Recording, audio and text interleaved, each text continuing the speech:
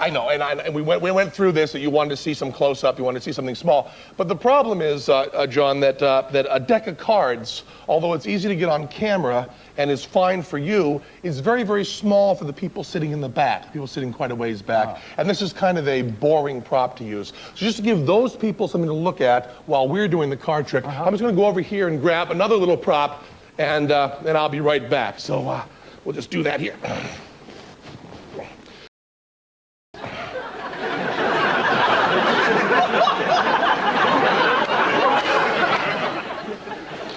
Thank you, Robbie. This is the other guy. This is Teller. This is my partner, Teller. What was it? John Cleese. Teller. John Cleese. Teller. And I'm going to do a card trick. And do not be uncomfortable. God forbid we should ever make anyone uncomfortable. Teller is not holding his breath now. As you can see by the bubbles coming up, the regulator in his mouth, Teller is breathing relatively comfortably through this scuba tank and will not actually stop breathing until the card trick proper begins. John, if you do one favor. Take the lock that Teller has there. Leave him the key, but take the lock and feed it through the hasp and lock him securely in his underwater coffin of certain doom, if you'd be kind enough. Okay.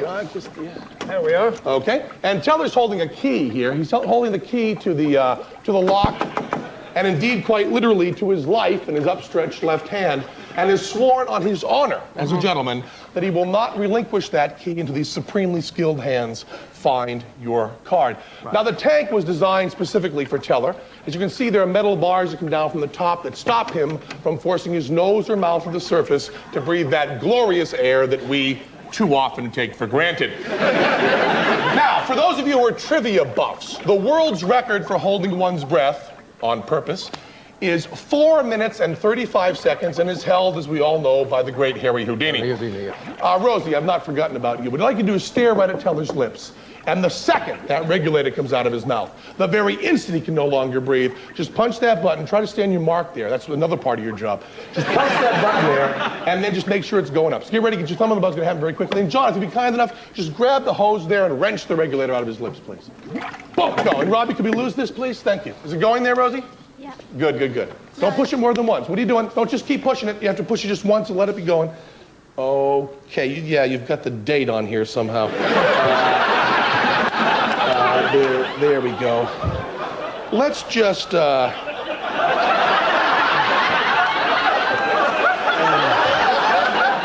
let's just pretend we're starting right there, okay? That's 16 seconds. Little glitch, Teller, no problem. I've got a deck of cards for you here. I'll just examine that card, make sure there's nothing unusual about him at all. Seem okay to you? No, looks all right. And would you open the deck, please, Yeah, John? give me that. Okay, I get this 30 for seconds. You. Nicely done, Rosie. Nicely done. A little louder, clearly in the mic. Just rip it open there. Yeah. And you might want to break the seal, too. Just make sure that hasn't been damaged at all. Just looks genuine. Right through. And then you want to pull the deck out there, John. Okay. And we'll just throw the deck on the floor. I mean, not the deck, but the box on the floor. And get the advertising cards and the jokers. Lose those. Jokers on the back, I believe, John. And then give the cards a thorough shuffle. And take your time shuffling, John, unless you have a shred of human decency anywhere in your soul. 1 minute. Nicely done, Rosie. Right on it. Now, I have not touched the deck before now. It's my first time touching the deck. And John, as you see, all shuffled there. There you go. Nicely shuffled, John. As you see, John, my hands are empty there. I'm just going to take the deck, and I will just fan it out and take any one card, please, John. Obviously, don't let me see it. Any one card. And then wait till my back is turned, and then hold it up so that they can see it, would you please? He's showing the card 1 around, minute Teller. 30. Nicely done, Rosie. Now, John, take this magic marker and write your name across the face of the card, the side of the card that's different from all the others. When you've written your name across there, John, please put the cap back on the marker, hand it back to me. And then hold it up so the audience can see your name on there, please, John. And I'm going to turn around now. Please conceal the card from me, John, if you would. Conceal the card from me. Good. And don't bend it, because, you know, if you bend it, you put a crimp in it, it's a little bit too easy to find. There 2 minutes. Go. Nicely done, Rosie. Shove that right in. And again, what are we at exactly now, please? 2 minutes 6. 2 minutes 6 seconds, Teller, and we be jamming. Now we're doing some magic. Now, John, I know your first name and your last name, so I'm going to have to use something different. I don't know your middle name. What is that? Marwood. Marwood. Family name. Okay. Hold your hand out, please, there, John Marwood Cleese. Marwood. Okay, let me see. M-A-R-W-O... 2 minutes 30. Nicely done, Rosie. W-O-O-D. And is that your card, John Marwood Cleese, the 9 of spades? No. Okay. No problem. Marwood, you say. Family Marwood. name. Marwood. Okay, John Marwood. M-A-R-W-O-O-D. And is that your card, John Marwood Cleese, the Jack of Diamonds? Okay. Now, I don't... Nicely done, Rosie. I don't seem very worried, do I, John? That is because before the show, I put a card in my left-hand suit jacket pocket. Make it a little more interesting, John. I put this card in a sealed envelope. Would you read what it says on that envelope, please? It says 6:33 p.m. And it has today's date. So before the show even started, what I want you to do, John, if you believe what you read, is just rip open that envelope, pull out the card, not yet, verify that it's indeed your 3 minutes card. 30. 3:30, your card, your name, and then loudly and clearly, yes, Penn, that's my card. Go. What are we at right now, Rosie? 3:37. Okay, 3:37. Go ahead, nice and loudly. Yes, Penn, that's my card. Yes, Penn, that's my card. Actually, it isn't. No, Does it matter? Seriously, John, is it your card? No, somebody's written Basil on it. It's really not your card? You're not kidding? It's definitely, I mean, I'll say 4 it if minutes. it helps. I must have... Is there another card in here? I palmed the wrong card is what I did, John. Here, just hold these for a second, John.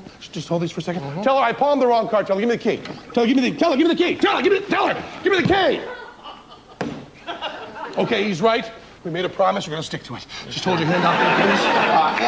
M-A-R-W-O-O-D. 4 minutes 30. Thank you. M-A-R... You would say 4:30? Yeah. 1 Mississippi, 2 Mississippi, 3 Mississippi, 4 Mississippi, 5 Mississippi. Congratulations, Teller, you've broken Houdini's record. M-A-R-W-O-O-D. Let me get a running start on it. J-O-H-N-M-A-R-W-O-O-D-C-L-E-E-S-E.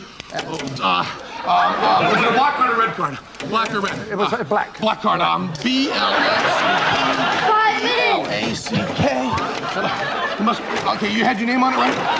It must be on the floor, John. John, it must be on the floor. Check out the cards. Should I let him out? See the cards?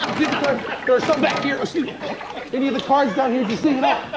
John, did you find the card there at all? Should I let him out, Find you the think? card? What are we at?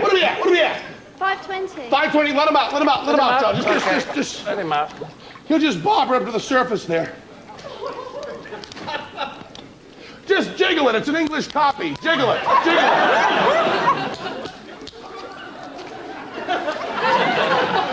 Well, I don't think it's the right What are key. we at?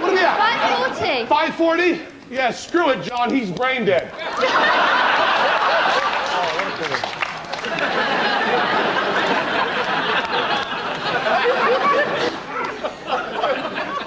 Just the wrong key, John. John, there's a... John? Huh? John, 6 minutes. John, thank you. There's a... John, there's a rule. There's a rule in circus that whenever someone is attempting a dangerous stunt, they themselves are responsible for their own rigging. So although the high wire may be set by roustabouts, it's always the walker himself that checks the final turnbuckles. So it was clearly Teller's responsibility to make sure this was the right key. And I don't think there's a court in the world that could blame you, John, even though you locked him in and took away his only air supply. 6 minutes 30.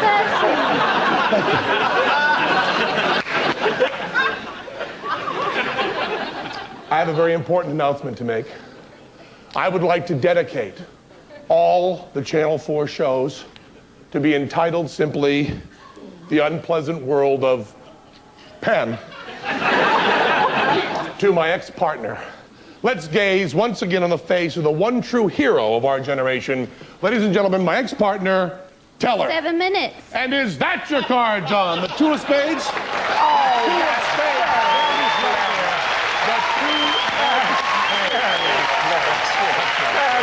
A little bit of problem. Well, thank you. Thank you so much. Thank you. Now we're going to take a little break and stay tuned for